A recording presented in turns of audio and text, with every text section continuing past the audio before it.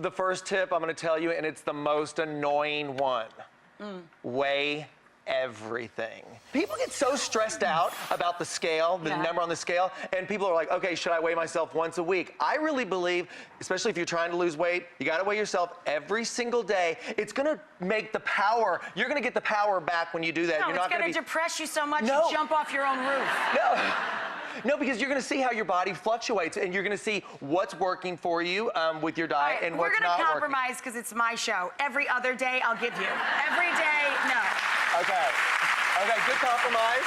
But also, so I like body scales, and I like to weigh my food too. You're gonna be training your mind and your eye to what a real portion size looks like. The next one, eat slowly. Yes. And I have a tip for this. I'm terrible at this one. You know, being a personal trainer for 1,000 years, it's like we have that break, and it's like, you know, you gotta just shovel it in. So it's like, if you eat slowly, you're gonna you'll start to feel that satisfying feeling, as opposed to just stuffing. The next thing you know, you've probably eaten too much. That's right. And you also enjoy your food more. Right, and now here's a little trick to eating slowly. I tell people to use their opposite hand when they're eating. Oh. It is so hard. Look, I'm left-handed, which I get into that pasta. Try using your opposite hand. Right, my opposite hand is the... Isn't that hard? It doesn't do it. It takes getting used to, and then I always say, if you've mastered that, start going to chopsticks. Okay, next one. You got to get moving. I always say it's 80% nutrition, 20% exercise. You find some sort of physical activity that you like to do, and you do it. I like to keep a fitness tracker going, right? Because I'm in the city, I walk so many steps in this city. Yeah. And my dog, Carl. I love Carl. My dog, Carl, I take him for a walk in the street. He loves New York so much because he gets way more exercise than he does in LA. Okay, so you got to think positive, too. That's a great message, that's my final tip. It's about thinking positive. I tell people, and I do it. I do transcendental meditation every single day. You can just find a few minutes out of your day to just turn off your phone, turn off the TV, except when Rachael Ray is on, and just quiet the mind. Just chill, because it really, really does work. You're weighing yourself. You're doing all this good hard work on yourself, and you just have to stay positive. You keep your head positive in the game. That T.I. came back into popularity. Like everybody from Howard Stern, we've had 1 million experts on our show. A lot of the Hollywood people are doing it. It is cool to just be mindful of your mind and be quiet. Yeah. Even loud people, such as myself, and can benefit from being quiet. Yes. My first tip is progress photos. Now these are so important, and I know a lot of women are a bit reluctant and a bit scared to take them, but these are going to be the most amazing thing that you've ever done, because you're able to look back on your progress and see how far you've come. And my second tip is meal prep. If you could set aside an hour during your week to be able to prep your meals so you have that healthy option in your fridge, and it can help you stay on track. Okay, so the first one is for everybody. I want you to eat high antioxidant and anti-inflammatory superfoods. So I'm going to show you 3 of my faves today that all have a little bit of a weight loss benefit.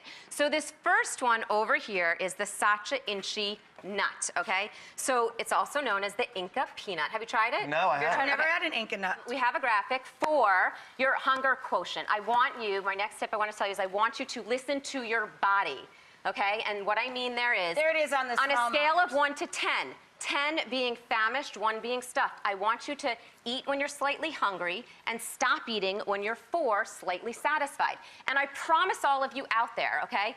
If you do this and you don't change anything you're eating and you still eat burgers and fries, I don't want you doing that, but if you do, you will lose weight. And this isn't something that's black and white that you can change overnight, like going from, white bread to wheat bread or something like that. You're going to have to listen and work hard at it, but when you nail that and you get good at that, I promise you all, you will lose weight. My last tip is I want you to ditch wraps, the traditional wrap that are highly processed and high in sugar and carbs, and I want you to swap in something healthier that's going to be lower in calories and higher in nutrients. So we've got the collard greens wrap, we've got the coconut wrap, and we've got the seaweed wrap. You guys like lettuce wraps, just start using the lettuce instead of the bread. Okay, and the point is lean protein, right? Lean shredded protein, lots of veggies, and wrap it in something healthy rather than drowning it in dressing and wrapping it in bread. First tip is eat an upside down pyramid.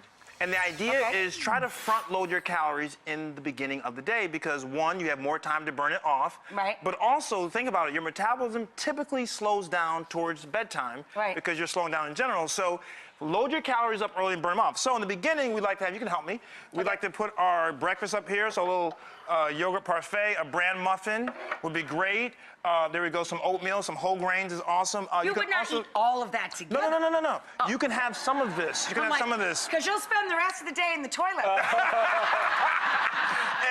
And some coffee, if you'd like some coffee. I'm not a coffee drinker. Oh, but you're not? No, never in my life. I've never had a lick in my life, actually. Isn't that weird? Yeah, That's so weird. I always thought He loves fruity drinks. He loves barbecue sauce and steak, but he doesn't do coffee. Weird. Not at all. So anyway, so that's our breakfast. So we like a nice, sizable breakfast. And then our lunch, that's our dinner. That's dinner, okay. We're gonna have a nice sandwich, a little turkey sandwich here with some tomatoes. Notice it's 100% whole grain or 100% whole wheat bread. Right, complex carbs. That's right, and a soup. This is a great lunch right here. You and I both love soup. We're making soup later. Soup. Oh my God, my parsnip potato soup you're gonna love. Okay. Thanks for inviting me, guys. Okay, so and then lastly is a salad with my favorite fish, which is salmon. This is what it should look like. Protein, That's right. Now, on the sides are all of our snacks. I believe 3 snacks a day, 150 calories or less is best. Try to get crunch, complex carbs, and fiber, and protein. Feel full longer. So a person could pretty much eat all of this in like a day. That's right. Crazy. This is great, right? This is tip 1. Here's a good tip. Your stomach works on what's called stretch receptors. So if you expand your stomach, it sends a signal to your brain, I'm full. That's right. So we're trying to trick our stomach. So we load up first with water. Before every meal, you have a cup of water. And before you eat one bite of food, you have to drink a whole cup of water. That is so nothing to the rest of the normal world. I was about to say, do you do this tip, Dr. Ian? Well, I'm not trying to lose weight, actually. But if I were, I would.